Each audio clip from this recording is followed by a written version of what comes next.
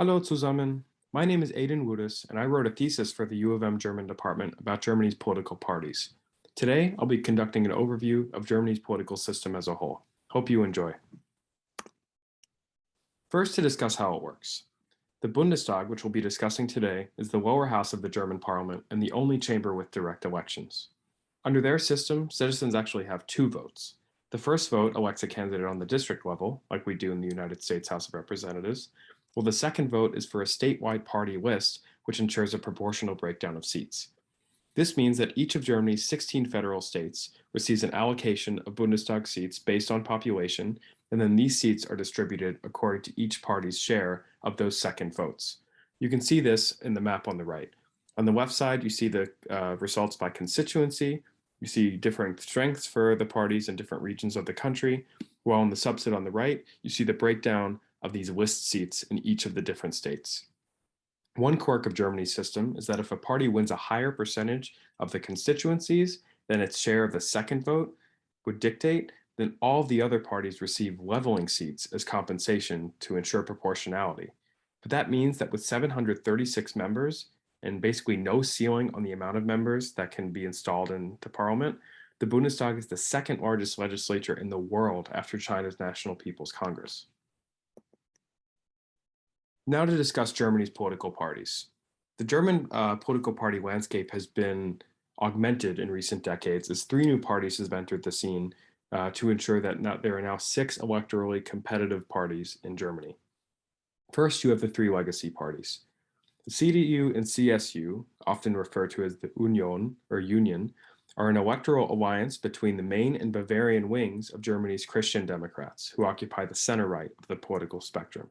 This is former Chancellor Angela Merkel's party and one of Germany's 2 traditional Big Tent Volksparteien, or people's parties, that have governed since 1949. The second of those 2 Volksparteien are the left of center Social Democrats. They currently lead the German government under Chancellor Olaf Scholz in coalition with the FDP and the Greens. Third, you have the Free Democratic Party, which is a liberal party in the European definition, which means that they favor less regulation over the economy, have a laissez-faire outlook. And this is a party which in the decades after 1949 often acted as a kingmaker between the CDU, CSU, and the SPD. And they're the only other party besides those two who are able to win seats in the Bundestag. Then you have the newer parties. You have Die Grünen, the Greens, who first entered the Bundestag in 1983. They're a legacy of student environmentalist movements that emerged in the 1960s and 1970s. They first entered government in 1998 with the SPD's Gerhard Schröder, and they've seen a rise in popularity during the 2010s as a major force on the center left alongside the SPD. And as mentioned, they're one of the 3 parties in Germany's current government. Then you have Die Linke, which means the left. They promote democratic socialism, and they're the result of a 2005 alliance between a breakaway wing of the SPD and the PDS, not to confuse those 2 acronyms, which is the legal successor of East Germany's socialist ruling party.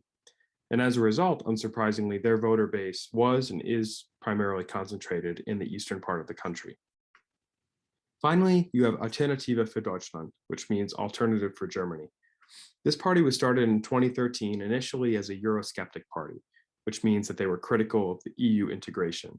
But by 2017, when they entered the Bundestag, they had evolved into a fully right-wing, xenophobic, anti-migrant populist party.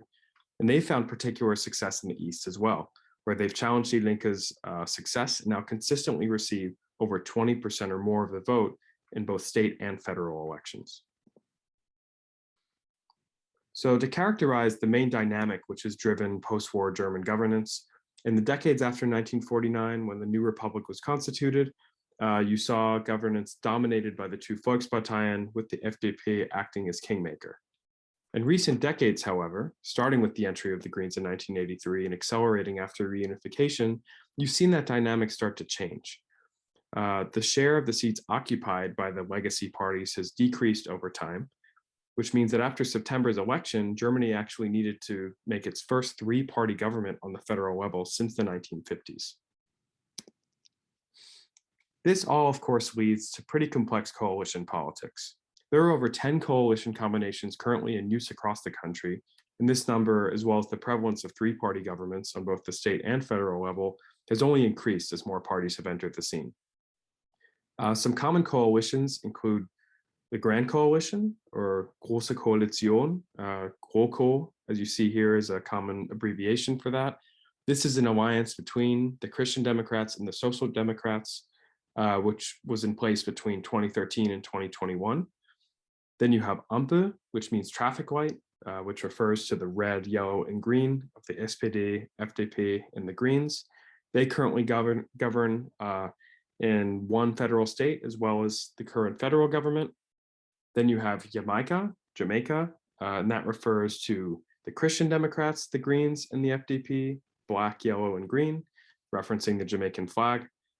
These parties actually tried and failed to form this government after the 2017 election, but those negotiations broke down after months, and it led to Germany's longest government formation process since the war, which highlights the challenges when more parties are involved in elections and coalition building. And as you see here, many two-party arrangements are also possible between almost any party on the spectrum, except for Alternative für Deutschland, which all of the other parties have ruled out working with. Then you see in Bavaria, there are more quirks since they have their own wing of the Christian Democrats, as well as a separate, smaller political party in their situation. Thank you for watching, and I hope this was informative. Tschüss.